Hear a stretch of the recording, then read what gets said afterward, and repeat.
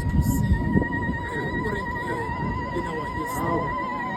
Today is Ngoma called Islata between Mahlabatini and Ngoma communities. This activity promotes the heritage of the African people who happen to be the Zulu nation. Ngoma and Mahlabatini is the heart of the culture of the Zulu nation, the people who are Africans.